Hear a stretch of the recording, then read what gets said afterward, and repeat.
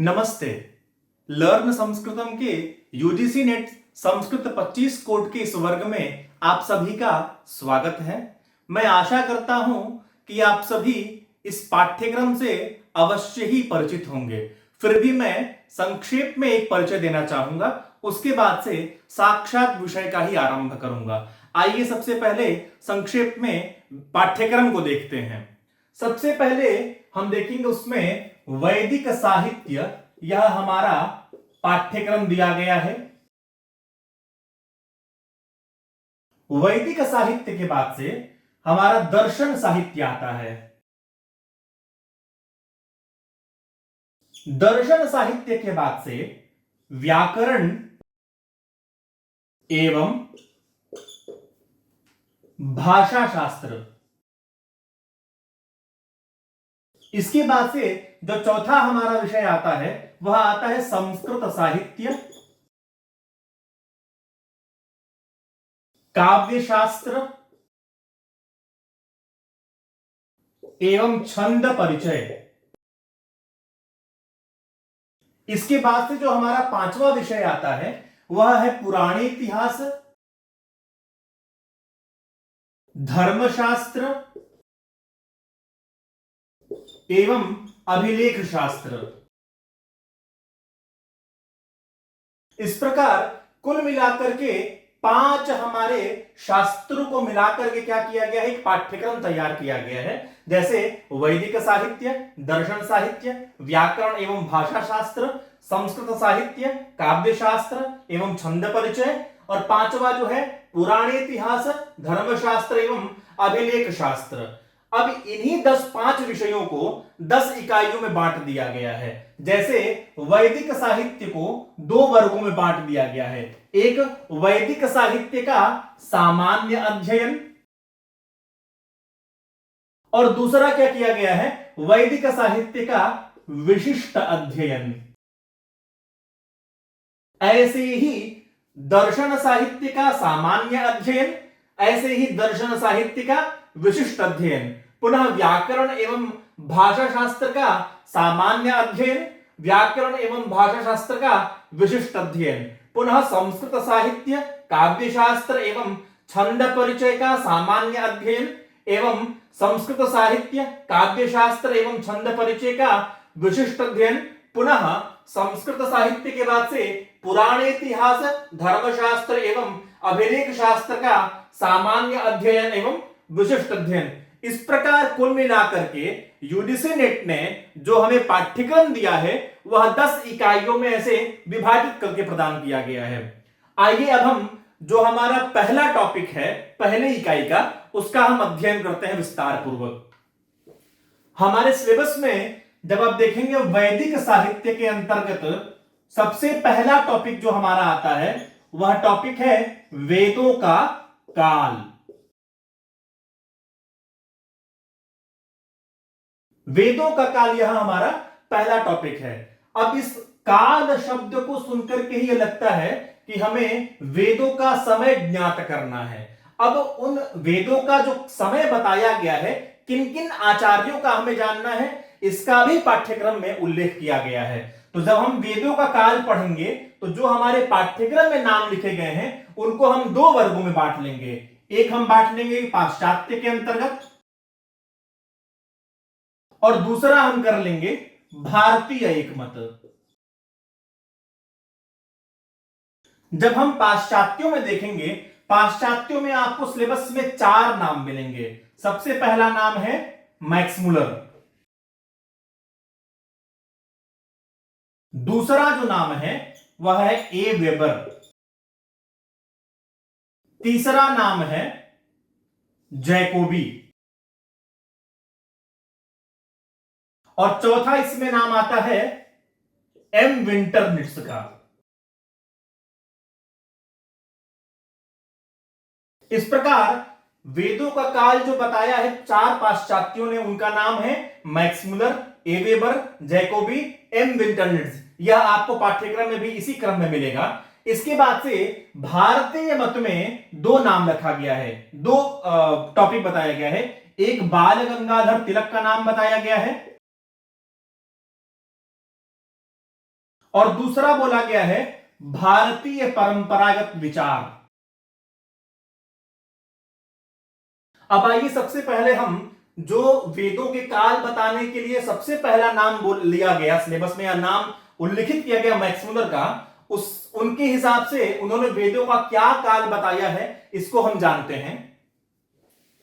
Max Muller ने क्या किया कि अपने काल को 4 भागों में बांट दिया। सबसे पहला मैं ये बताऊंगा, जो मैक्स मुलर है ये एक जर्मन विद्वान है और इन्होंने अपने समय को 4 भागों में विभाजित किया। पहला इनका काल है छंद काल, दूसरा इनका काल है मंत्र काल, तीसरा है इनका समय ब्राह्मण काल और चौथा है सूत्र काल। इस प्रकार इन्होंने जो वेदों का काल बताया है वह इन 4 भागों में विभाजित करके बताया है। अब एक प्रश्न होता है, जो इन्होंने 4 विभाजन किया उस विभाजन का कोई कारण तो बिल्कुल होगा। तो छंद काल में इनका मानना ऐसा है कि छंद काल में निविद आदि केवल मंत्रों की ही संरचना हुई, जिसका समय इन्होंने बताया 1200 से 1000 ईसा पूर्व। ऐसे ही मंत्र काल में इनका मानना यह है कि इसमें केवल संहिताओं की रचना हुई और उन्हीं संहिताओं का क्या हुआ, संकलन हुआ, जिसका समय इन्होंने निर्धारित किया है 1000 ईसा पूर्व से 800 ईसा पूर्व। इसके बाद ब्राह्मण काल में इनका कहना है कि ब्राह्मण काल में केवल ब्राह्मण ग्रंथों का ही संरचना हुआ। उसके बाद से इन्होंने एक समय निर्धारित किया जो समय है 800 ईसा पूर्व से 600 ईसा पूर्व। और अंतिम जो इनका सूत्र काल है, इस सूत्र काल में कहते हैं कि जो कल्प भेद हमारे बताए गए हैं, कल्प भेद में श्रौत, गृह्य, धर्म और शुल्ब, इन 4 कल्प भेद के सूत्रों का निर्माण हुआ, जिसका समय ये कहते हैं 600 से 400 ईसा पूर्व। इस प्रकार मैक्स मुलर ने अपने काल को निर्धारित किया 1200 से 1000, 1000 से 800, 800 से 600 ईसा पूर्व एवं 600 से 400 ईसा पूर्व। अब जो यह काल इन्होंने बताया इसका कोई अपना आधार बिल्कुल होगा। अब वो आधार क्या है, तो इन्होंने बौद्ध साहित्य को अपना आधार माना। परीक्षा में यहां पूछ लिया जाता है कि जो मैक्स मुलर ने अपना समय बताया है उस समय का आधार क्या है, तो बौद्ध साहित्य इनका आधार रहा है। अब बौद्ध साहित्य को आधार क्यों मानते हैं? बौद्ध साहित्य को मैक्स मुलर ने आधार इसलिए बनाया क्योंकि जब इन्होंने अध्ययन किया तब प्राप्त किया कि गौतम बुद्ध ने वैदिकी हिंसा का खंडन किया था, उसी खंडन को आधार बनाया और अपना इन्होंने समय बताया। उसके बाद से एक शिलालेख प्राप्त हुआ जिसका नाम है बोगाज कोई, जो 1400 ईसा पूर्व का एक शिलालेख है। मैं एक बार शिलालेख का नाम लिख देता हूं, बोगाज कोई एक शिलालेख जो प्राप्त हुआ यह 1400 ईसा पूर्व का था। इस शिलालेख में वेद संबंधित कुछ जानकारियां प्राप्त हुई, जिसके बाद से मैक्स मुलर ने यह तय किया कि जो उन्होंने छंद काल, मंत्र काल, ब्राह्मण काल, सूत्र काल का जो अपना समय बताया था 1200 से 1000 ईसा पूर्व इत्यादि, वह उन्होंने क्या किया, उसको निरस्त कर दिया, अर्थात उसको अस्वीकार कर दिया। तो इस प्रकार, लेकिन परीक्षा में तो हमें याद रखना है, क्योंकि परीक्षा में पूछ लेता है कि छंद काल का समय क्या था अथवा मंत्र काल का समय क्या है। तो यह ध्यान रखना है कि हमें परीक्षा की दृष्टि से इसको याद करना है। यह बहुत संगत विषय नहीं मैं बोलूंगा बोगाज कोई शिलालेख, लेकिन हाँ ये एक जानकारी है जिसके आधार पर ही इन्होंने अपना क्या किया था, इसको अस्वीकार किया था। अब हम आगे देखेंगे, अब तक हमने क्या देखा, मैक्स मुलर का काल देखा और काल का आधार क्या था। अब आधार के बाद से हम ये देखेंगे कि मैक्स मुलर की कृतियां कौन कौन सी हैं। यदि हम इनकी कृतियों की बात करें तो लगभग 10 प्रसिद्ध कृतियां प्राप्त होती हैं। जैसे पहली इनकी कृति हम मान सकते हैं a history of Indian Sanskrit literature. दूसरी कृति, यह एक क्रम नहीं है कि पहली कृति या दूसरी कृति, बस मैं जो 10 ग्रंथ हैं अथवा 10 इनकी कृतियां हैं उनको मैं यहां पर एक लिस्ट आउट कर रहा हूं। दूसरा हम मान सकते हैं व्हाट कैन टीच अस। तीसरी कृति इनकी हम मान सकते हैं वैदिक हाइम्स। चौथी कृति इनकी हम मान सकते हैं, वैदिक हाइम्स के बाद से फिजिकल रिलीजन की चौथी कृति हो सकती है फिजिकल रिलीजन। अब इसके बाद हम जो परीक्षा में जो हम प्राप्त करते हैं लगभग ये प्रसिद्ध 4 ही प्रसिद्ध थे। इसके बाद जो है वो बहुत ही अप्रसिद्ध कह सकते हैं अथवा ऑप्शंस में मिल जाते हैं। जैसे द साइंस ऑफ थॉट इनकी कृति है ये, द साइंस ऑफ थॉट। ऐसे ही इनकी एक और कृति है chips from a German workshop.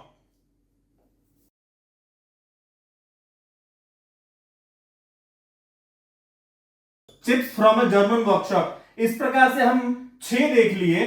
अन्य भी जो कृतियां हैं अथवा अन्य ग्रंथों में जिनका उल्लेख किया गया है आप उनको लिस्ट बना करके याद कर सकते हैं। अब इसके बाद से हम मैक्स मुलर के बाद हम देखते हैं ए वेबर को। ए वेबर ने जो अपना समय बताया है वह समय है 1500 से 1200 ईसा पूर्व। इनका यह कहना है कि 1500 से 1200 के बाद, ईसा पूर्व के बाद वेद का कोई काल हो ही नहीं सकता है। अर्थात उसके पश्चात का कोई अगर कोई काल बताता है तो उसको अस्वीकार करना चाहिए। तो इनका समय जो है वो 1500 से 1200 ईसा पूर्व है। ए वेबर। उसके बाद तीसरे नंबर पे हमारे आते हैं जैकोबी। जैकोबी ने जो अपना समय बताया है वह समय है 4500 से 2500 ईसा पूर्व। चौथे आते हैं एम विंटरनिट्स। इन्होंने जो अपना समय बताया है उसका समय है 6000 से 4500 ईसा पूर्व। जैसे हमने मैक्स मुलर का क्या देखा था, काल देखा था, आधार देखा था, उसके बाद से ग्रंथ। ऐसे ही हम देखेंगे ए वेबर ने बौद्ध साहित्य को, गौतम बुद्ध के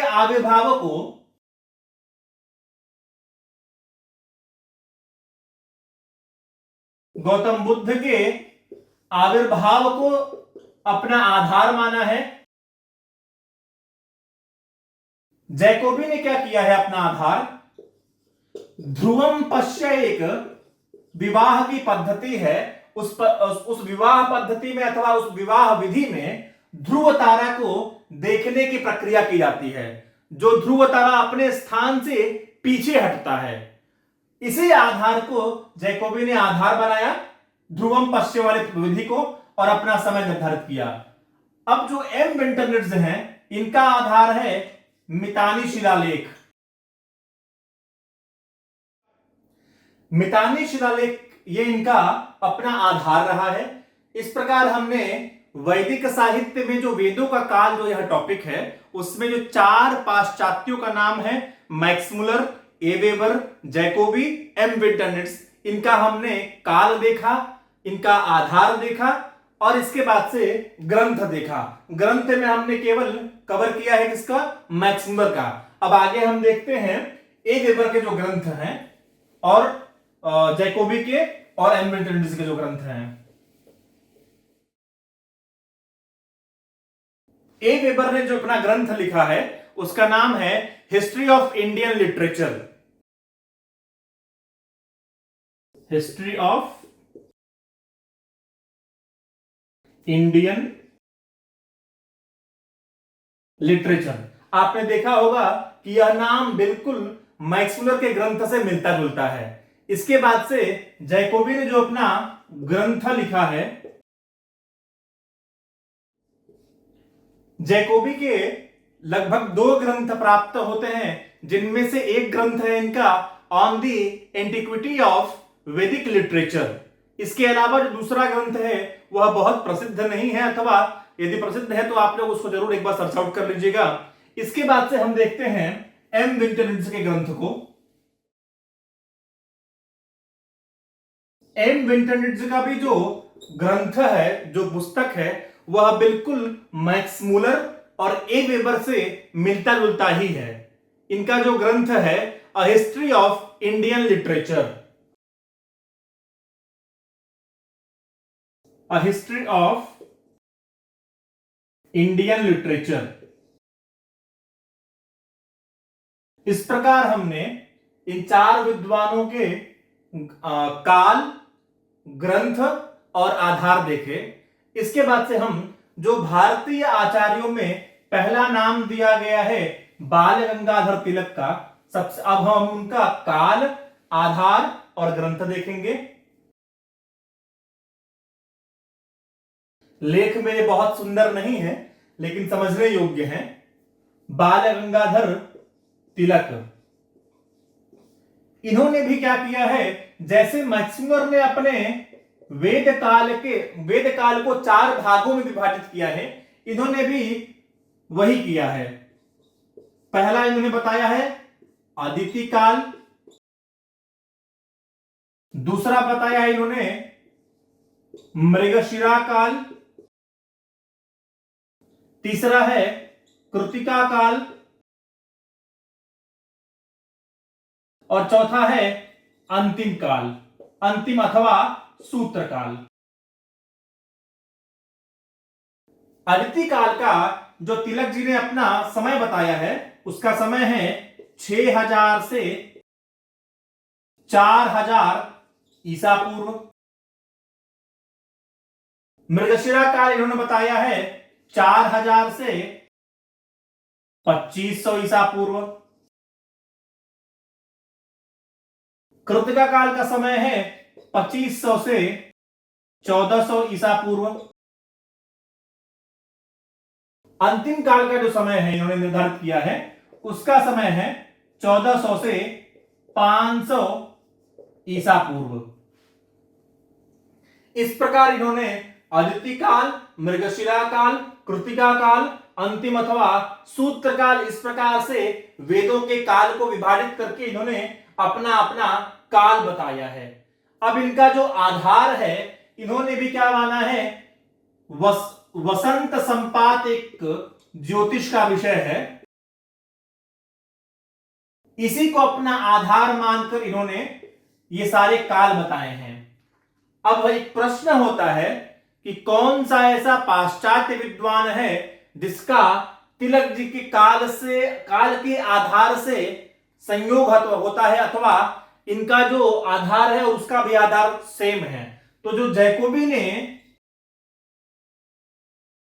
ध्रुव तारा का विषय जो उठाया था, जिसको अपना आधार माना है, यह भी ज्योतिष का है और वसंत संपात यह भी ज्योतिष का है, इसलिए इन दोनों के आधार में साम्यता आती है।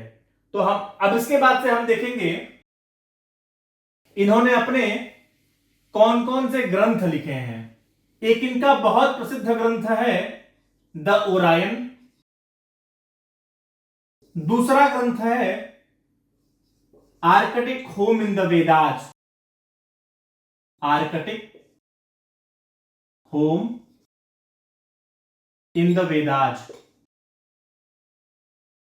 इस प्रकार वैदिक साहित्य में बाल गंगाधर तिलक का जो समय था वो समय समाप्त हो गया, अर्थात समय हम लोगों ने कवर किया, इनका आधार हमने कवर किया और इसके बाद से हमने इनका ग्रंथ देखा। अब इसके बाद से हम देखते हैं भारतीय परंपरागत विचार, अर्थात उसमें कौन कौन से मुख्य आचार्य आते हैं, तो उसमें सबसे पहले हम देखेंगे दयानंद सरस्वती जी का समय,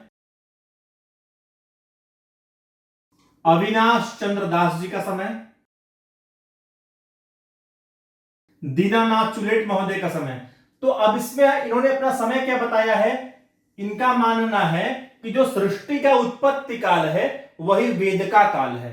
इन्होंने भी कुछ अपना गणना बताया है। ऐसे लगभग 4-5 अन्य आचार्य हैं जिन्होंने अपना वेद काल निर्धारण किया है, अर्थात एक वेद का समय बताया है। तो हम उनको भी एक बार याद करेंगे ताकि अगर परीक्षा में पूछ लिया जाता है तो हम उन पर सही अपना उत्तर लगा सकें। अब इसके बाद से आप सिलेबस में देखेंगे, सबसे पहला हमारा टॉपिक था वैदिक साहित्य में वेदों का काल। उसके बाद से आ जाता है संहिता साहित्य। संहिता साहित्य पढ़ने से पहले सबसे पहले हमें क्या करना होगा कि वैदिक वांग्मय का, वैदिक साहित्य का एक सामान्य परिचय या तो स्मरण करना होगा चार्ट बना करके, अथवा डेली उसका पारायण करना होगा। जैसे कैसे उस चार्ट को हम बना सकते हैं, वैदिक साहित्य आपने लिखा, आपने यहां पर किसी एक वेद को रखा, जैसे मान लीजिए मैंने रखा ऋग्वेद को। अब ऋग्वेद का सामान्य परिचय यदि मुझे जानना होगा पूर्ण, तो मैं सबसे पहले क्या करूंगा कि ऋग्वेद की कौन कौन सी शाखाएं हैं, मैंने शाखा लिखा। उसके बाद से संहिता ग्रंथ कौन कौन सा है, उसके बाद से ऋग्वेद का ब्राह्मण ग्रंथ कौन सा है,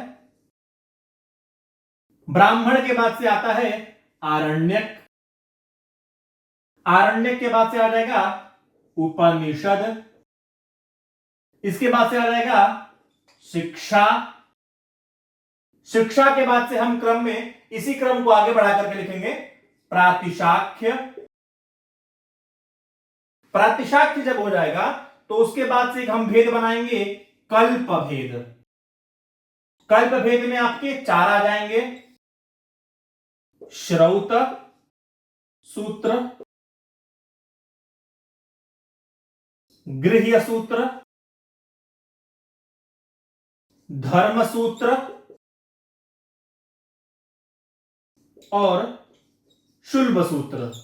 इस प्रकार हम एक कोई वेद लेंगे, जैसे उदाहरण के लिए मैंने यहां ऋग्वेद लिया, उस वेद की शाखाएं देखेंगे, शाखा कौन कौन सी शाखाएं हैं, शाखाओं के बाद उस वेद की संहिता कौन सी है, ब्राह्मण ग्रंथ क्या है, आरण्यक क्या है, उपनिषद क्या है, शिक्षा क्या है, प्रातिशाख्य क्या है। इसके पश्चात जो कल्प के 4 भेद हैं, जैसे ऋग्वेद का श्रौत सूत्र कौन सा है, गृह्य सूत्र कौन सा है, धर्म सूत्र कौन सा है और शुल्ब सूत्र कौन सा है।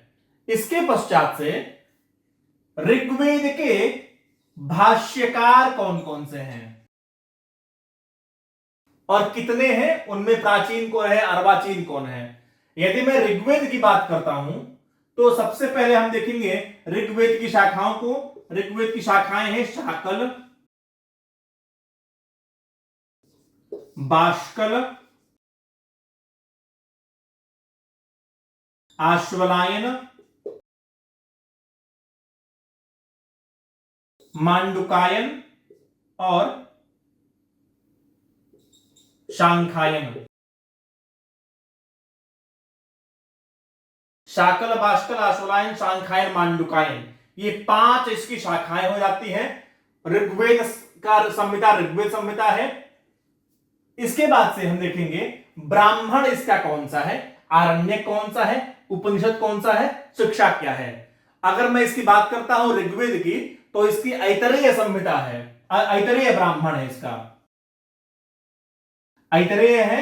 और कौशितकी इसका ब्राह्मण है, कौशितकी अथवा शांखायन। आरण्यक भी इसका सेम ही है, ऐतरेय, कौशितकी अथवा शांखायन आरण्यक। उपनिषद चले आते हैं इसमें हम ऐतरेयोपनिषद और बाष्कलोपनिषद। शिक्षा ग्रंथ ऋग्वेद का है पाणिनीय शिक्षा और वासिष्ठ शिक्षा। कल्प भेद में जब हम ऋग्वेद के श्रौत सूत्र को देखेंगे तो इसमें दो नाम आता है, आश्वलायन और शांखायन। गृह सूत्र भी इसके सेम ही, आश्वलायन, शांखायन और कौशितकी। धर्म सूत्र इसका है वासिष्ठ, वासिष्ठ और विष्णु। शुल्ब सूत्र ऋग्वेद का नहीं है। अब यही क्रम हमें क्या करना है, ऋग्वेद है, ऋग्वेद के बाद आ जाएगा आपका यजुर्वेद। यजुर्वेद में आप क्या करेंगे, उसमें दो संप्रदाय हो जाएगा, आदित्य संप्रदाय और ब्रह्म संप्रदाय। आदित्य संप्रदाय से आ जाता है शुक्ल यजुर्वेद और ब्रह्म संप्रदाय से आ जाता है अपना कृष्ण यजुर्वेद। तो अब हम पुनः क्रम क्या रखेंगे, शुक्ल यजुर्वेद को यहां रखेंगे, उसकी शाखा संहिता, ब्राह्मण, आरण्यक, उपनिषद और शिक्षा, पुनः उसमें कल्पभेद, श्रौत, ग्रह्य, धर्म, शुल्ब, इस प्रकार हम पांचों का, मतलब शुक्ल और कृष्ण मिलाकर के दो यजुर्वेद के भेद हो गए, ऋग्वेद का 3 हो गया, सामवेद का हो गया और पांचवा अथर्ववेद का। पांचों का हमें ये क्या करना है, एक सामान्य परिचय याद रखना है। इसके बाद से किसमें क्या है, जैसे कि अगर मैं बात करूं जो पाणिनीय शिक्षा है, पाणिनीय शिक्षा में उसका विभाजन कैसे हो ग्रंथ का, तो यह विवरण हम क्या करेंगे, वो अंत में हम कवर करेंगे। पहले किसका क्या है बहुत जानना जरूरी है। जैसे अगर मैं बात करूं कृष्ण यजुर्वेद का, तो उसकी कल्प भेद में जो श्रौत और गृह्य है उनमें बहुत ज्यादा संख्या है। ऐसे ही अथर्ववेद का जो शाखाएं उसकी हैं वो शाखाएं भी बहुत ज्यादा है। ऐसे ही सामवेद के जो ब्राह्मण ग्रंथ हैं, ब्राह्मण ग्रंथों की संख्या भी बहुत अधिक है। तो सबसे पहले हम क्या करेंगे, यह जो नामावली दी गई है ना, कि इस वेद का यह ब्राह्मण ग्रंथ है, यह संहिता ग्रंथ है, यह आरण्यक है, यह उपनिषद है, यह प्रातिशाख्य है, इसको पहले हम याद करेंगे। इसके बाद से हम बाकी डिटेल्स को जानेंगे। आज के लिए बस इतना ही। बने रहिए हमारे आगे के वीडियोस में। नमस्ते।